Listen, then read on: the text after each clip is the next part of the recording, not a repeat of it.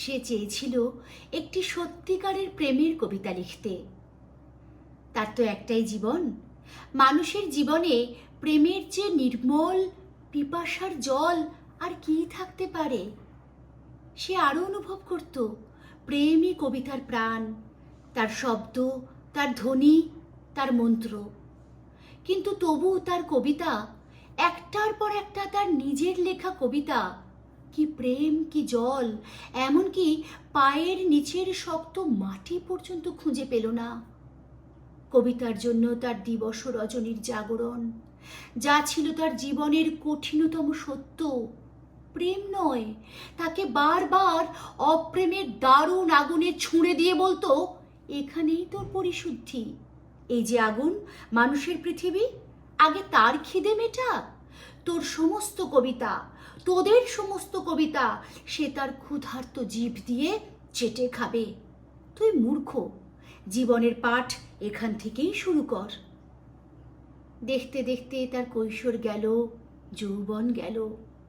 এখন তার মাথার সব চুল সাদা, হাতের 5 আঙুলে মাঘের শীত। মাঝে মধ্যেই রাত দুপুরে ঘুমুতে না পারার যন্ত্রণায় সে চিৎকার করত, আমি একটি প্রেমের কবিতা লিখতে চাই, মাত্র একটি প্রেমের কবিতা। আর তখনই শোনা যেত তার মাথার ভিতর, তার বুকের মধ্যে সেই কঠিন তিরস্কার, বুড়ো হয়ে গেলি, এখনো স্বপ্ন দেখছিস? দেখ, ভালো করে চেয়ে দেখ, তোর চারদিকে এখন হলুদ হেমন্তের পৃথিবী। কিন্তু তারপর কি দেখছিস?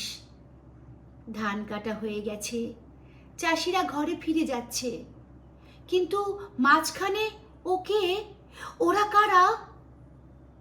দেখতে দেখতে তার পাকা ধানের হলুদ পৃথিবী খুন খারাপি লাল, লাল থেকে আগুন, আবার আগুন।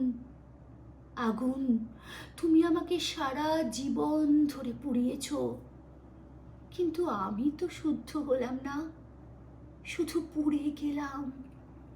আমি সারা জীবন শুধু হাজার হাজার মানুষের দীর্ঘশ্বাস, তাদের সর্বনাশ আমার জটায় বেঁধে সরস্বতী নদীর জলে ঝাঁপ দিতে গেলাম। কোথাও তাকে খুঁজে পেলাম না। তুমি আমাকে কি জীবন শেখাও আগুন? এই কি মানুষের জীবন? তার একটি মাত্র প্রেমের কবিতা। কবিতা, তুমি এখন 3 ভুবনের কোন অতুলান্ত অপ্রেমের মধ্যে ঘুমিয়ে আছো? ঘুমাও, তুমি ঘুমাও, আর আমি জেগে থাকি আর এক আরম্ভের জন্য।